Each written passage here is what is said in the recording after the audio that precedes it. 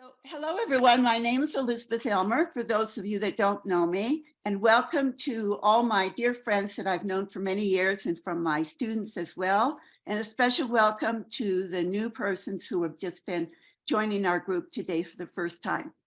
We're going to be talking about the essential skills in business English. Business English is a subcategory of what we call general English.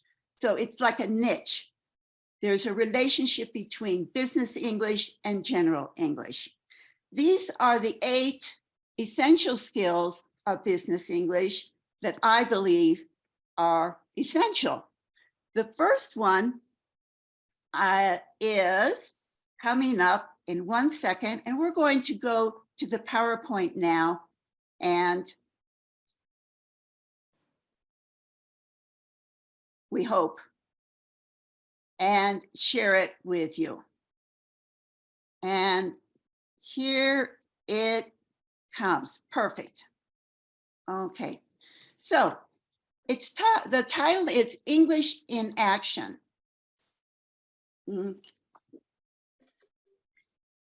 Most all of you, or probably all of you, have studied English for many, many, many years. Some of you maybe 12 years or 16 years or a very, very long period of time. So you have a lot of knowledge, and I know that you're at the intermediate or advanced levels of English. So I believe that you're understanding me. However, almost all of you are either working now or have worked or hope to work. Some of you are looking for jobs with an all English environment. And this will be English in action. This is like out of the frying pan into the fire, as we say in English. This is where all of that knowledge, all of that studying is going to be put into action. Can you move it from the passive to the active use of these skills? And this is the title, Essential English Skills You Need in the Business and Professional Worlds. And there's my name again. So I'm what they call a language coach. This is a little different from a language teacher. It's a whole different approach, like a financial coach, a life coach, in this case, a language coach. So I'm an experienced English language coach. Let me help you reach your English language goals in life and work, including increasing your fluency and confidence. The most important thing here are the words fluency. We want you to have an easy way of communicating. You're in a business environment where we want you to shine. All of you have gotten degrees in law or medicine or engineering or other fields, and we want you to be your best and to show your best. You know that how to do that in Spanish. Most of you speak Spanish as a first language, and I want you to be able to be fluent in English as a foreign language. Many of you are already fluent or bilingual, but I want you to move into or out of your comfort zone. And as I'm talking about these 8 skills, I want you to think, where can I get better? Even Nancy, Mary, and I are still learning. We're learning more vocabulary. We're learning how English usage has changed. We're learning new things as well. And we hope that you do too. And the other word is confidence. I want you to all have confidence in your abilities.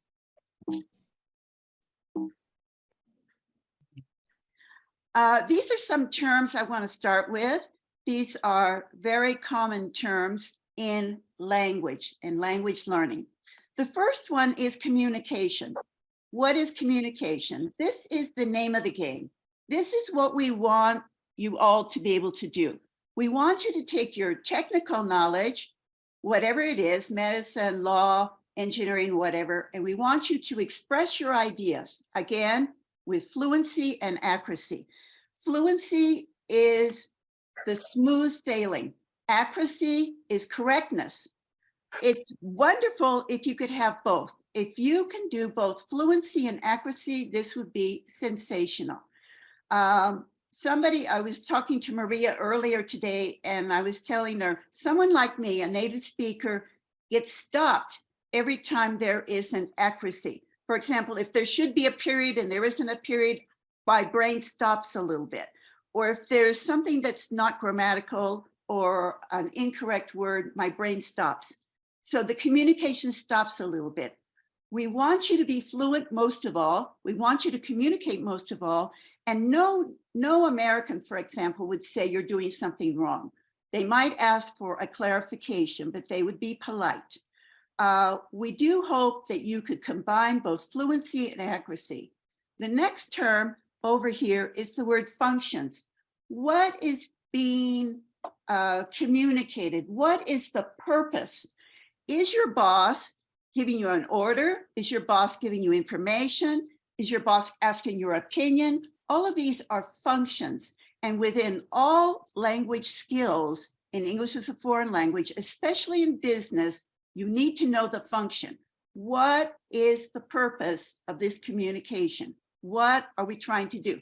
Today, I'm trying to inform you, but I'm also trying to motivate you. These are two functions. Active and passive. Well, as I mentioned earlier, much of the knowledge that we have is passive. It's just stored there. We need to bring it to the front of our minds and make it active, put it into action. Skills. What are skills? Skills are abilities. It's not just knowledge. For example, when we deal with the children, we're more interested in skills much of the time than knowledge. Skills are much more important than knowledge. And that's what I'm going to be talking about today. I want you to be able to demonstrate all of your abilities. Needs analysis. Needs analysis is when we, through a diagnostic tool or tools, or maybe just even talking to you, figure out, or you figure out what you need. What do you need for your job? If the American is actually there in your office or on Zoom, or maybe it's a non-native speaker in another country, but you're using English as the lingua franca, as the way to communicate. What are your needs? Is it speaking? Is it confidence? Is it writing? What is it? The next word is tools. By tools, what will help you? What will help you to increase your ability, increase your skills? It could be a website, it could be a YouTube, it could be a TED Talk, it could be an app. There's many, many different tools. It could be a human being like myself. And there's two more before we go into the specific skills, general and ESP. Now, those of you that are familiar with English might think ESP is extrasensory perception, which is another idea, but that's not what we're talking about here. We're talking about English for special purposes. So English for special purposes, just the way it sounds. In this case, it's English for the workplace, English for business. So what I'm talking about today is English in business, although many of the skills you can use in general English. And the last term I want to put or mention here is error analysis. Are you making the same kind of mistakes in pronunciation or vocabulary or grammar, etc., again and again and again? It might be gerunds and infinitives. It could be anything. Or maybe pronouncing a word wrong all the time. We need to make an analysis of that. So there are two kinds of analysis here, needs analysis and error analysis. I hope to teach you, and I hope that you learn how to evaluate yourself. What are your needs? And with all of you and any of you, I offer you to work with you and just let me know when you're free, and I can do a free needs analysis and error analysis for you. But this is a process. We learn from our mistakes. We move on. The first skill, as you've noticed, I keep saying there are eight different skills. And so I'm just going to go 1, 2, 3, 4, 5, 6, 7, 8. The first one is active listening. Active listening is different from just listening. Active listening is hopefully what you're doing right now. which is you've got your pen, your paper, your notebook, you're making notes. Maybe if you like the idea a lot, you put a star next to it, or maybe you put a question mark next to it, or maybe you put a question next to it. Skill number one, listening. When are you going to be listening in a business situation? Well, you might be on a Zoom like right now. You might be face to face. You might be in a meeting. The problem with a meeting is everybody's talking at the same time, and it's a much more complex situation, especially in a foreign language. You might listen to a presentation like what's happening right now. So there's many, many times in an office situation or a business situation that you will be listening. Sometimes the listening will be with other non-native speakers. For example, I have a student by the name of Mariana who has one boss in Paris, one boss in Romania, and one boss in Rio de Janeiro. These people are all communicating to her in English. Input hypothesis. This is by Stephen Krashen. The more input you have, the more comprehensible input you have, the more you bring in, it's easier to give out or output. So the more reading, the more listening that you understand is comprehensible, the better your output will be as well. English moments. I want you all to take at least 5 minutes a day to be in contact with English. It could be anything. It has to be something interesting to you, something that motivates you. If you want, it could be within business. It could be the news. It could be your hobby. It could be gardening. It could be meditation, whatever it is. You want to have 5 minutes a day in contact with English. That's called an English moment. Natural sources, it should be with native speakers speaking. It could be with different accents, which gets me to tips and tools. I won't have much time to talk very much about any of these topics. And so we will be going very fast, and I will be sharing this recording with you later, but hopefully you still are taking notes. But I won't give all the tips and tools or how to improve each one of these, but I will be sharing it with you. For example, if you're dealing with people with different accents, you know, maybe from India, maybe from South Africa, maybe from some other country, just as I mentioned with Mariana. Brazil. How do you deal with this? How do you understand it? What do you do? So one of the tips is to put yourself in a situation where you're going to be listening to many, many different kinds of accents. For example, my friend Rocio Salas, who's with me today, or with us today, is in contact with people from Mumbai, from India all the time. So she's going to become more proficient listening to this kind of accent. With many tools, for example, Fluent U, with a U, the letter U, they have natural sources. They're TV programs, etc., and they are only 1 or 2 or 3 minutes long, and there's the subtitles underneath, and you could stop and start. You could try to pronounce them. You could use your pronunciation skills. I will be sending you more, so I'm going super fast. Skill number 2, speaking. When are you going to be speaking? In a business situation? Well, some of you, like Andre, well, she says her name is Andre because I can't pronounce her name, but Andre was telling me she uses English all the time. Some of you are in that kind of situation in which you have more of a load. There's no other possibility. You're talking, for example, like Paula, you are dealing with universities in the United States. They might or might not speak Spanish. So when will you be speaking? Sometimes all the time. Phone calls, Zoom, presentations. You might be called on to give a presentation. You will probably be in a meeting. It's very important to try to be as fluent as possible. It's good to be accurate, as I've already mentioned, but it's much more important to be fluent. Use the language you know. I want you to prepare. For example, if you know you're going to give a presentation on, for example, Carlos, something with engineering. So you're giving the presentation, you're going to look for that vocabulary, you're going to look for those phrases, you're going to find out how to give presentations in English. and you're going to not memorize what you're going to say, but you're going to be prepared, or more prepared than just going in cold. How do you improve? Well, that's one tip. You prepare. I want you to be confident, and I want you, though, also to be appropriate, which gets us to another skill, which is cultural aspects as well.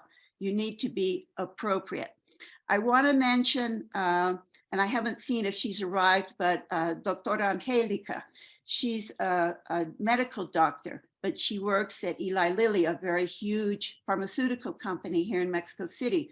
It's a company with 39,000 employees. Who should come to Mexico but the CEO, the international CEO of all Eli Lilly? And Angelica needs to give a presentation to him.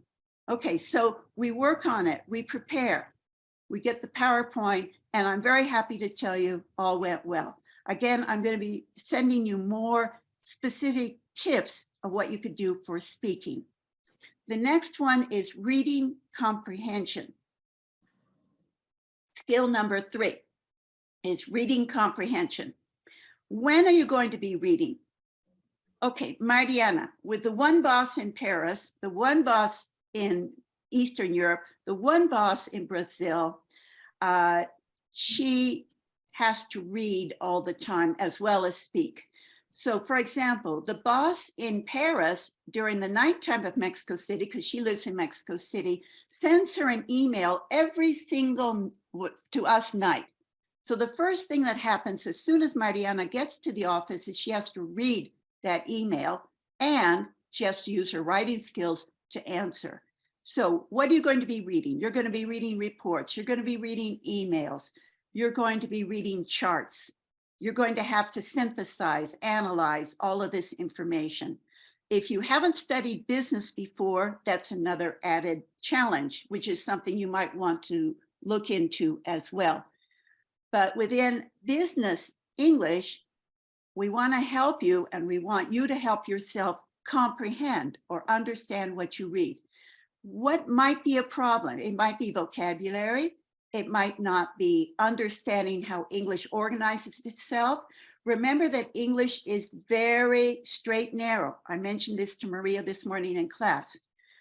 For example, an American would say, there are 8 skills, and then go first, second, third, fourth, and use discourse markers, first, second, third, to show the progress of the thoughts or the reading.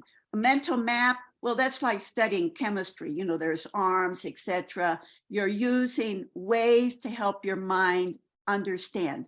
When we were dealing with Carlos, with another student, Alan, with some other students, about an article I wrote called Spring in Mexico, we divided the paper into fourths, and I had him or them put one idea in each one of the rectangles. That's kind of like a mental map. How do you improve your reading? One is extensive reading. One is to read all the time, and the other is intensive reading, to learn what's happening. You know, what is the function? What is the movement of ideas? What are the details? What are the main ideas, etc. Again, I'll be sharing more with these shortly. The 4th skill is written communication. Cultural thought patterns. This is a study done by Dr. Robert Kaplan out of my alma mater, which is USC, the University of Southern California in Los Angeles. Dr. Kaplan wrote this book. It's called Cultural Thought Patterns. He took different countries or different language families, and he compared how they wrote, how they used rhetoric. What is the rhetoric? For example, I just mentioned English is the straight arrow. I am going to tell you 3 reasons, first, second, third. I've now told you the 3 reasons. The Romance languages such as Spanish, French, Italian, etc., have a different kind of arrow. The arrow starts, then it goes off to the side, then it comes back, then it goes to the side. An American thinks that's extraneous. It's not to the point, but within the Latin culture, within the Romance languages, this is politeness, this is the way it should work. Within Asian countries, I have a student, her name is Keiko. Keiko and others that speak Japanese, Chinese, etc., are like a circle. It takes forever to get to the main point because it's considered more polite. So all of these different language groups are different in their cultural thought patterns. You need to know who you're dealing with. If you're dealing with a dramatic language such as English, it's very straightforward.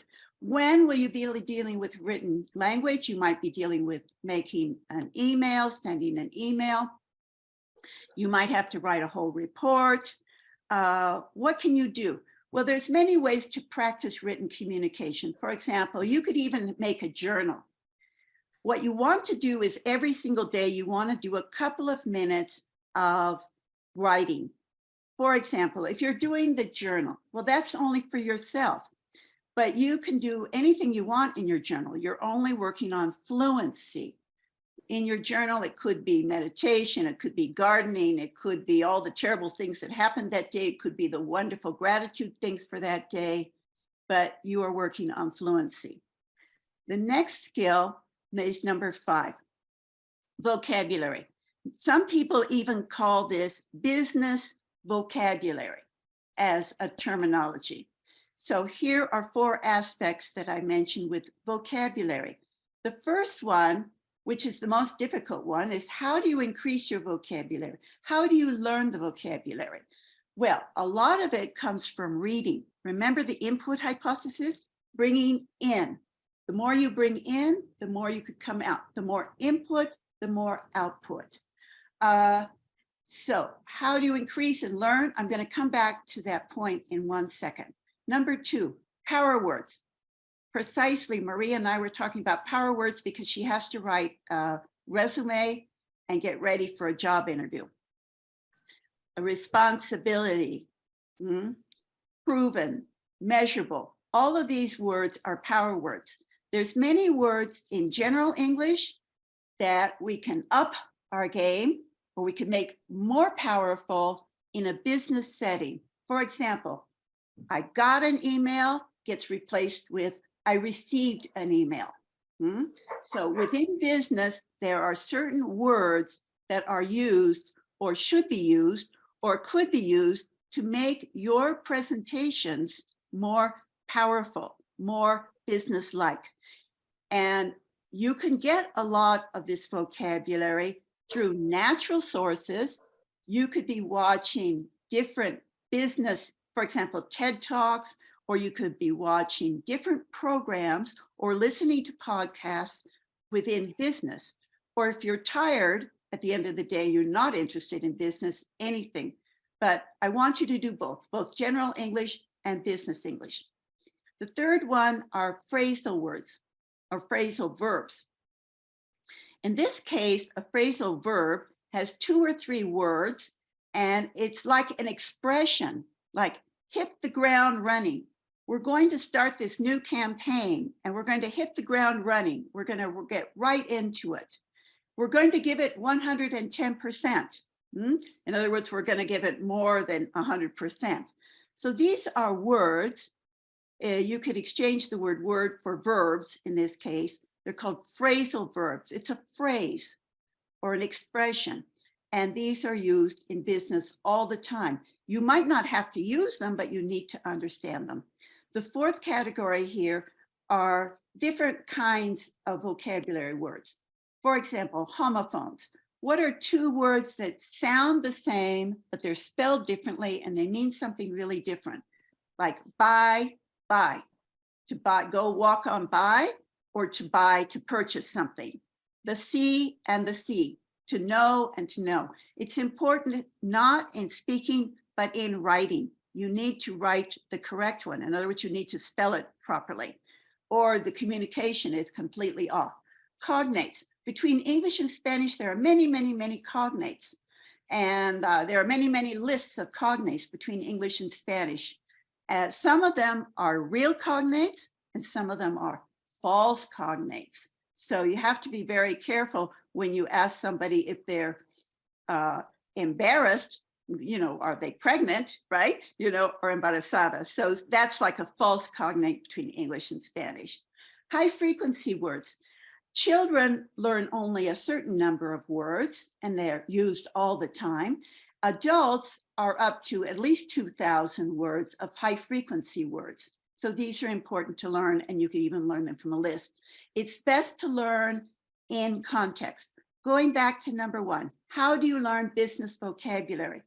Well, I suggest in your notebook, which hopefully fits in your portfolio or your backpack or your purse, that you carry your notebook with you at all times, close to your heart. You might carry it to the office, you might carry it here, there, and wherever, but whenever you hear a new word or expression, you write it down.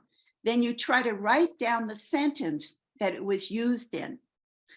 Then you have a sentence, or you have a word or an expression, you know what it means and you know how it was used.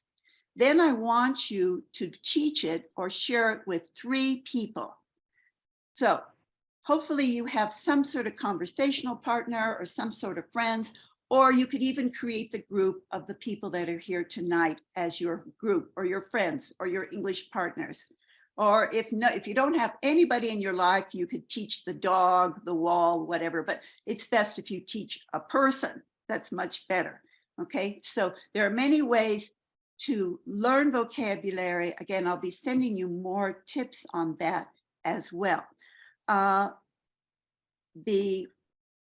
We're going to move on, but there's a lot to be said under vocabulary. Again, I'm going to be sharing this recording with you. I'm also going to be sharing notes with you and lists with you and tools with you and all sorts of things, so to help you learn and increase. We're almost at the end. I'm talking as fast as I can. This is almost a university course, and I'm trying to speed through it. Number 6, cross-cultural communication, verbal and nonverbal. Skill number 6, we're going across cultures. If you are working for a foreign company, in other words, non-Mexican, in whatever fashion, they might be the bosses, they might be your customers. You need to figure out how to communicate with them and understand their culture. You also need to understand your corporate culture as well. So there are verbal cues, there are nonverbal cues. It's very important to be watching. For example, if you can watch a TV program, if you could watch a TED Talk and see how they're moving, how are they using their hands, what are the verbal and nonverbal cues. You could even, if it's something you can go back to, you could even try to imitate those cues. And I'll be skipping over tips for right now and just mentioning successful job hunt. Nayeli, who's with us, and Maria, who's with us tonight, are both in job hunts, one in art education and the other is a lawyer. And of course, we wish them well. And if you know anybody who needs an art educator or a lawyer, we are a community, everyone needs to help everybody. It's always important to have your CV, your resume. Remember how you pronounce that in French, resume. It's ready, it's grammatical, and you could give it to anybody at a moment's notice. Cover letters and interview questions. You need to be ready at any moment to have a successful job hunt. You never know. Number 8, thinking in English. Thinking in English, you don't want to translate. You don't want that to be one of your skills or your habits, let us say. You want to think in English. This is your target language at this point. You want to maybe think of one category or one subject in your life will only be in English. You want to start simple and move on from there. You want to use what you know and learn more. There are many, many tips for thinking in English, and this is one of our goals.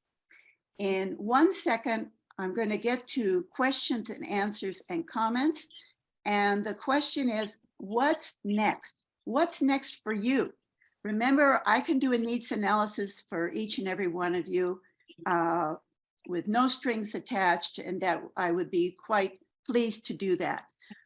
You should be asking yourself, even if you're bilingual or think if you're bilingual, what are the areas that might need to be improved? What can you do next? What areas? This is my contact information.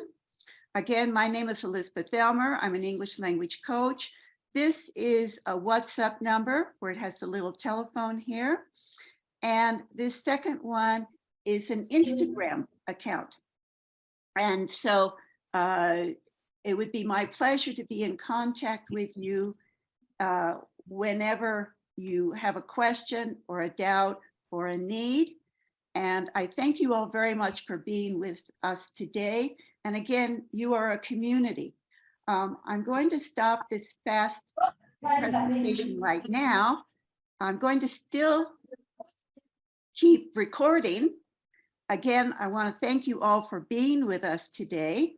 And this is your opportunity or your moment to ask questions or to give comments. Does anybody have a question or comment? You have to kind of like raise your real hand or your electronic hand under reactions. Is there anybody that has a comment or a question about what was discussed tonight? Not a soul, not a soul. Oh, wait, Paola. Paola, I'm happy to see you and welcome. Thank you, Elizabeth. So I'm sorry, I am late or I don't know, but I don't understand what is the, well, I understand that you can do an analysis or something for us, for each of us.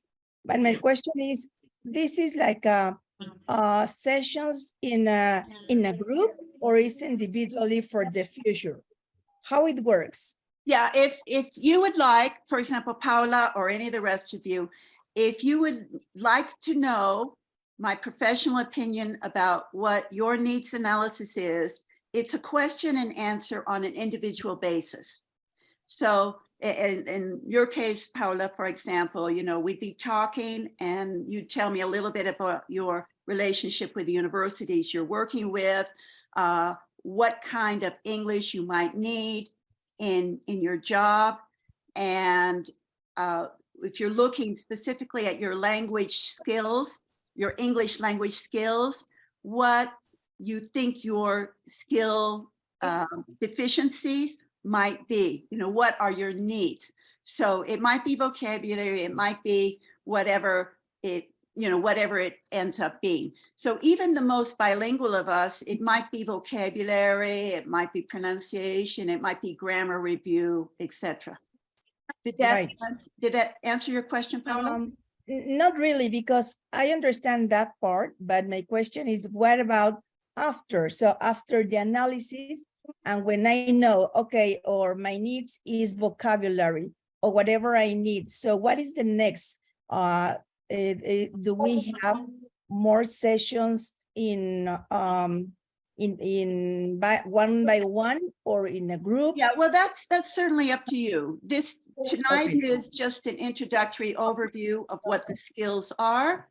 And this is to just raise your awareness, to give you information in a professional sense as to what you might want to do or what anybody else might want to do. Is maybe you want self-study. Maybe you want some tools to, how can I study on my own at the house, for example? Or maybe you need to be in a fluency group or a communication, like conversation group. Maybe you need a private teacher, a private session. There's lots of different things. I will be, you know, I will try to guide you and come up with individual plans as to what might be best for your particular situation. Or each person's different. So tonight is just a professional presentation but to go into the individual, you know, it depends on each individual's needs. So what I want to do is to help you come to realize what my needs or what your needs might be. You know, this is what is giving me trouble in my work as far as English. How can I get better? Can you help me? Or can anybody help me? Or can somebody else help me? Right. Okay, yeah, got it. Thank you so much. You're very welcome, Paula, at your service. Rocio. Rocio. No, Oh, Rocio, I hi. left. Hi. Did you have a Hello. question? No, it's not a question. It's just a comment. And I think that Okay. it is very, very valuable what you are offering. I just for general knowledge, I was a teacher for 40 something years. And as you mentioned, I am still working on my English, and I am interacting right now with people from India, native speakers from India and from the United States.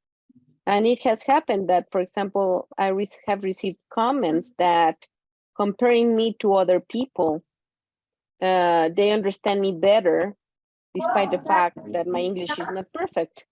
But that was thanks to you, because part of my Pleasure. teaching career was with you precisely, and you were doing this analysis for just in the regular interaction of every day during these 7 years that I worked with you. And that opened me the doors to the American School Foundation and so on. So thank you, Liz, in front of all these nice people that are here.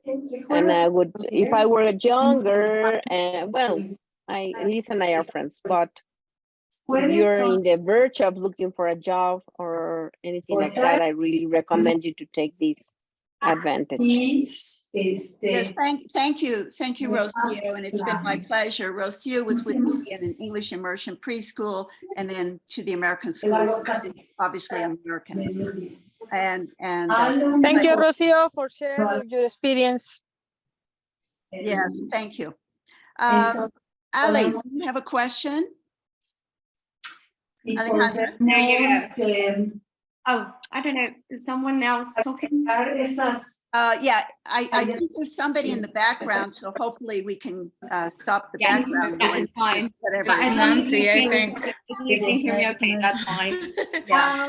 Yeah. I love it. Nancy needs to turn off the microphone. The Nancy, mic. because Yeah, we're hearing her. we're hearing all sorts of things. But you can Roxana, probably, yes. Diana can help you to mute her. There you go. Roxana, Yeah, Deanna just did something. Yeah, so I think Yeah. it's okay now, right? Yeah. Okay. Yeah, no, what I wanted to say, just a comment, I love it, and came up with an idea. I'm now getting involved in the real estate environment. We have a lot of foreign clients. So for us as a team, like real estate agents, I would love to have like a little group of people that has intermediate advanced English, and to probably go through each skill. I don't know, just an idea for probably for me, to go through all the skills with them, like to have little sessions, like an hour sessions of the first skill or the fifth skill, which is vocabulary, like real estate related and business related. So yeah, I never thought of that, like doing it, you know, like each skill. And I think will be great. And if you can help us out to go through those, you know, like to help us in the real estate vocabulary and all the things we need to get involved. More vocabulary, because sometimes it's hard for me to give presentation in English about all the projects we have in Merida and all that. It's just a lot sometimes. Yes. Yeah. Yes, very, very understandable, Ali, and thank you for your comment. And it's always good to have a partner or partners. When I was studying German, when I was a very young girl, my next door neighbor and I were both in German class together. And once we finished our homework, we would actually telephone each other to speak German. And it's kind of silly, you know, because we were both English speakers, you know, it's kind of artificial, but I learned German really well. And having a fluency club, a conversational club, your other friends, your classmates, your workmates, it's slightly artificial to speak English with another Spanish speaker, but it works. It's something that really works. And English for special purposes can go to real estate or any other area. And that's a sub-skill. With all of the skills, there are sub-skills. There are other skills that go into speaking. There are other skills that go into vocabulary, other skills that go into listening. We went very, very fast. But yes, Ali, whatever I can do to help you, of course. Nayeli, hello to the United States. Would you like, would you like to say something, Nayeli? Yes, I have a question. Good night, everybody, and thanks for your presentation, Elizabeth. Something that I have heard before is this idea about thinking in English. And I would like to hear more about that because for me, it's difficult to do it. I don't know how to do it. Maybe sometimes I did, but could you talk more about that, please? Yes. Basically, we all have a lot of knowledge and experiences in our first language. And in the case of most everybody here, it would be Spanish. So we've already lived, and we are living. It's what we're trying to do is we're trying to do a transfer of our knowledge. We're trying of our codes, in this case, linguistic code into another language. But we have to make it as realistic as possible, as real as possible. And the one thing you could do, again, is to first of all, you say, I'm not going to translate. I'm going to think directly in English, in taking my notes, in listening, for example, in my speaking. I'm going to try to not to translate.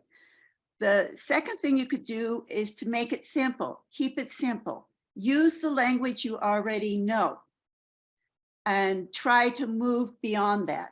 For example, those of you that are more bilingual, how can you push yourself out of your comfort zone? Where are you now? And can you push yourself a little bit further?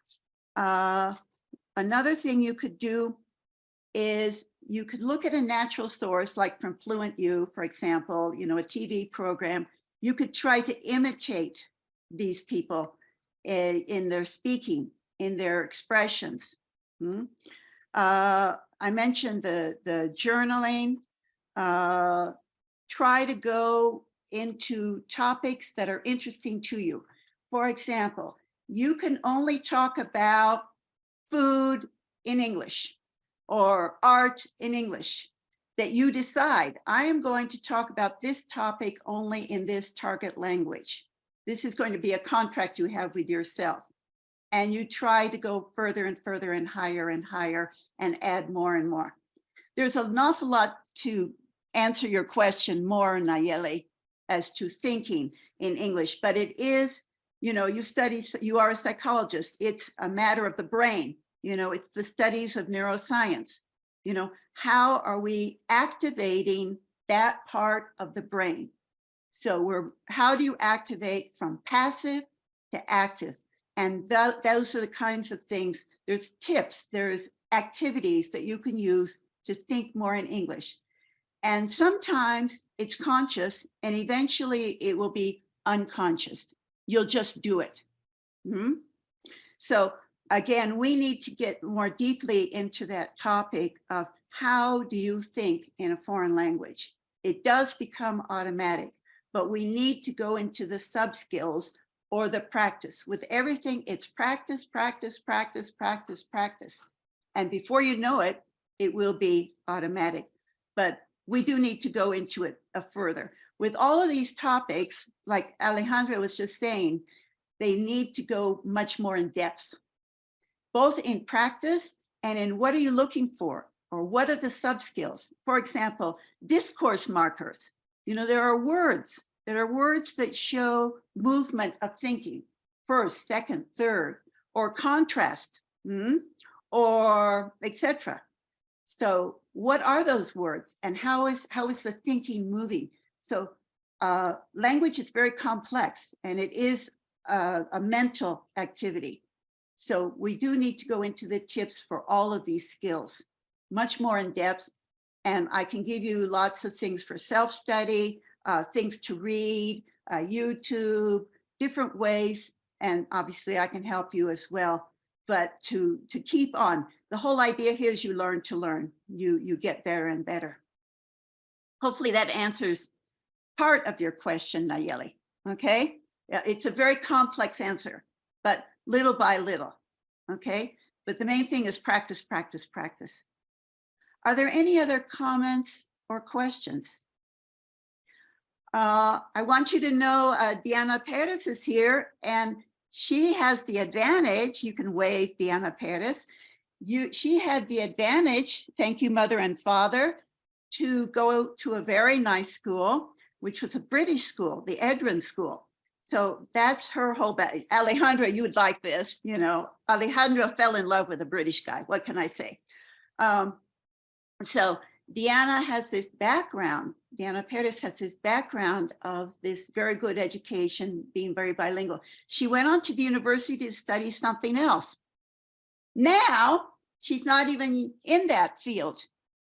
Would you believe? Diana, can you tell us what you're doing now? Hi, can you hear me? Yes, we can. I'm at a coffee shop, so it's a little bit loud in here. Okay. Yeah. But I'm sorry about that. Okay. So I originally studied fashion design. I worked in the fashion industry for about, I'd say roughly 5 to 6 years. And after that, I was hired by a tequila company. And it's a tequila company where everything is produced in Tequila, Mexico. But we ship all the product to the States, to California. And that's what I'm currently doing. So you use English a fair amount of time. Every day, every single day. All of my, everything that I do is, well, in my job is in English. And I do get to talk in Spanish, but it's very, very little. Whenever I speak with suppliers or manufacturers or like the distillery here in Mexico, but the rest is fully in English. So here's a complete reversal or a pivot of her life. You know, she was in fashion. She pivoted to working for a tequila company, no less. So she's involved in tequila, Mexico and California, and dealing with Americans all the time. And, you know, obviously you're very bilingual, Diana, but it's also important to figure out how do you move out of your comfort zone in English, or what do you need more, or what might be a problem, or how would you like just to improve your English language abilities, right? And how would you do it? How would you move on from there? Yes, definitely. Yeah, thank you for being with us, Diana. Andre, can you tell us a little bit about where you're working? Okay. And Yes, welcome, and it's nice to meet you. Hi, nice to meet you, Elizabeth, and for everyone in this session. I'm working at the moment. I'm working in Avenue Learning. I work as a faculty team lead. I supervise faculties for several countries.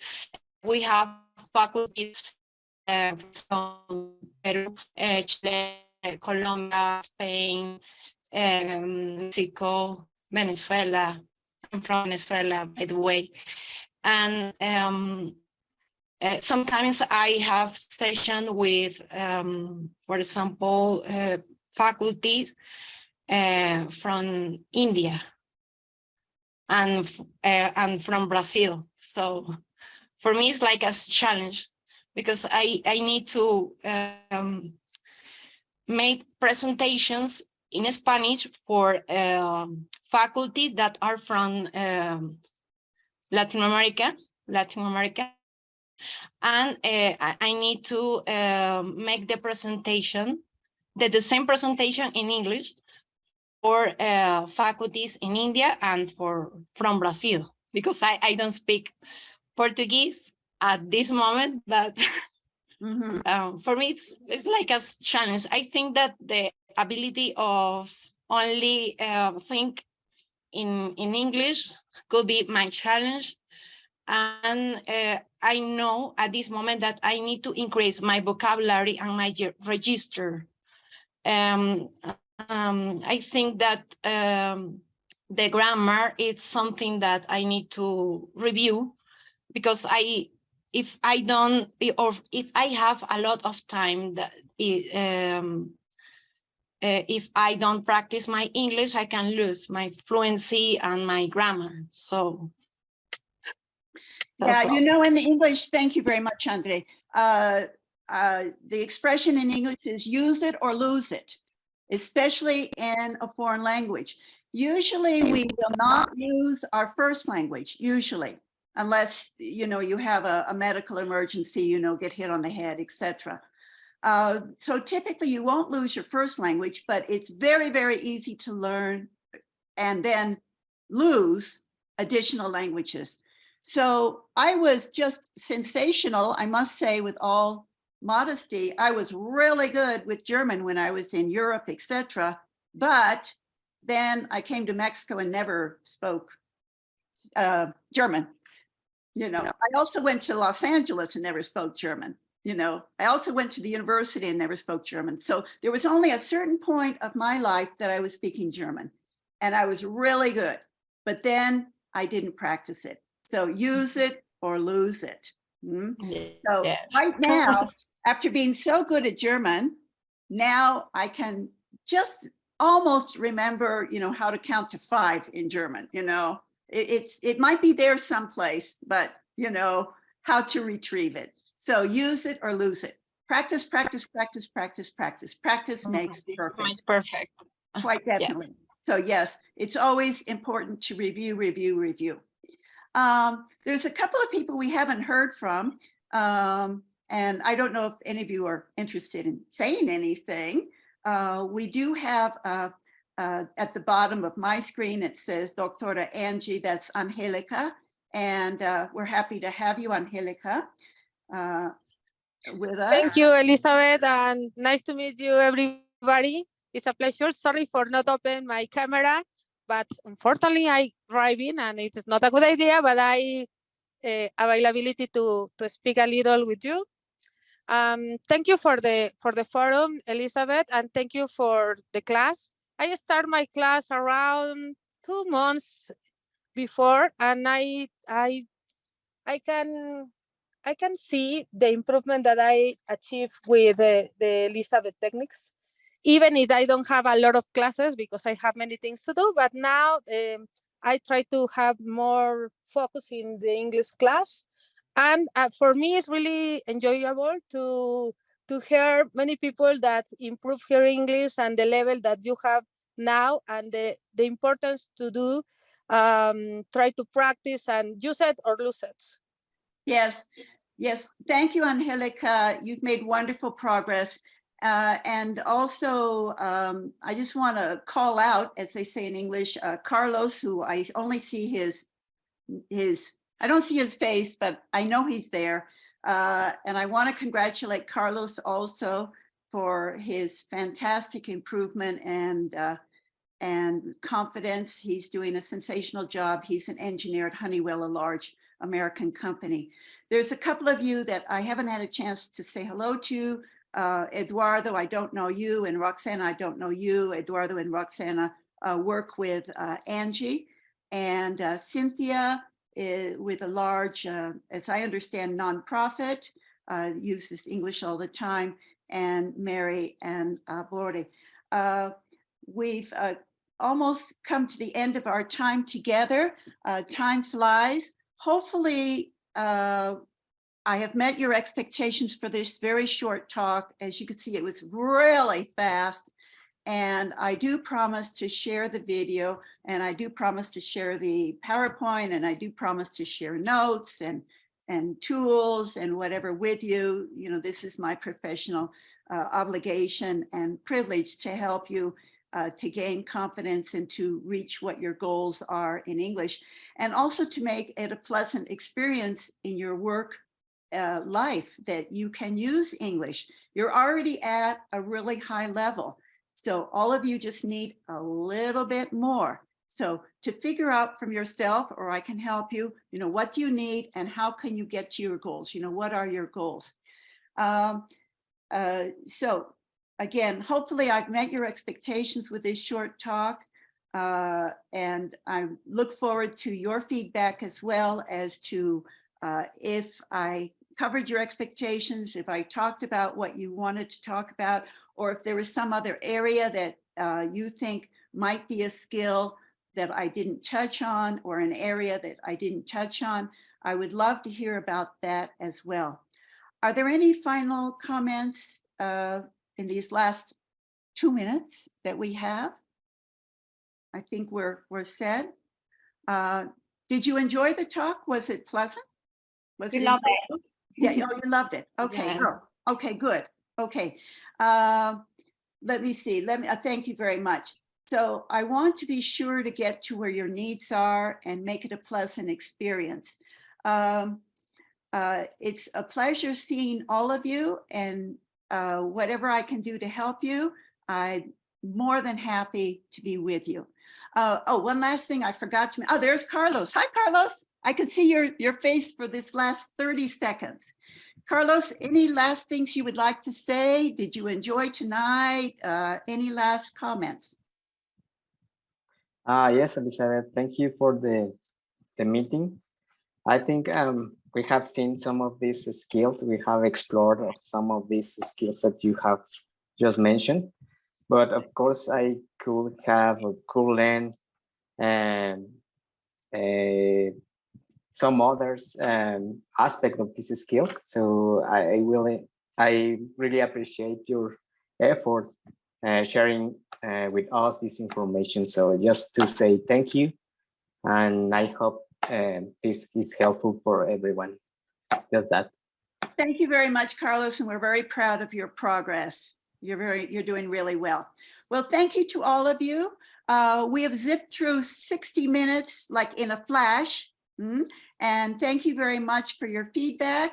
You could always contact me and let me know your feedback as well. Thank you very much, and good night to all of you. Hopefully you create a community. Maybe you create a conversation group amongst yourself. Let's see, okay? So I say good night to all of you, and thank you very much for everything that you've done and your progress. All best wishes. Thank you. Thank Bye. you. Thank you very much, Reina.